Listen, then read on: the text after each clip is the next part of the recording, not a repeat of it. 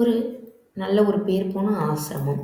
அந்த ஆசிரமத்தில ஒரு குரு இருக்காரு. அவருக்கு ம அதாவது எப்படின்னா, ஊர் உலகத்தில பயங்கரமான பேர் புகழ் இருந்திருக்கு.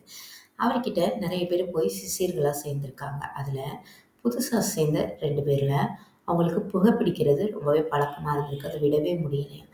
அப்போ குரு கிட்ட போய் கேட்கலாம். அனுமதி கேட்டுட்டு நம்ம புகை பிடிக்கலாம் அப்படின்னு சொல்லிட்டு போய் கேட்டிருக்காங்க.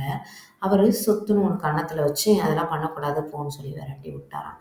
சரின்னு இவங்க வந்துட்டாங்க. வரும்போது பார்த்தா, அதே இடத்துல வேற ஒருத்தர் புகைப்பிடிச்சு நின்னுகிட்டு இருந்தாராம். அத பார்த்தோனே இவங்களுக்கு ஒரே ஆச்சரியம். என்ன இவரு புகைப்பிடிக்கிறாரு அப்படின்ட்டு போய் கேட்டுருக்காங்க. "இங்க வந்து புகைப்பிடிக்கக் கூடாது தெரியுமா? குரு பார்த்தாருன்னா அடிச்சு போட்டுருவாருய்யா" அப்படின்னு சொல்ல, "நான் குரு கிட்ட அனுமதி வாங்கி தானே நான் புகைப்பிடிக்கிறேன்னு" சொன்னாராம் அவரு. அப்ப இவருக்கு ஒரே ஆச்சரியம். "என்ன சொல்றீங்க? நான் போய் கேட்டதுக்கு என்னைய அடிச்சுட்டாரே!" அப்படின்னு சொன்னாங்களாம்.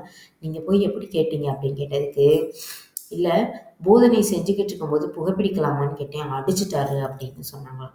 அதுக்கு புகை பிடிக்கிறவர் சொன்னாராம், "நான் எப்படி கேட்டேன் தெரியுமா? புகை பிடிச்சுக்கிட்டு இருக்கும்போது போதனை பண்ணலாமான்னு கேட்டேன்." அப்படின்னு கேட்டோன்னே, அது எப்படின்னா, கேட்ட கேள்வி ஒண்ணுதான். பட் கேட்கப்பட்ட விதம் வேற வேற.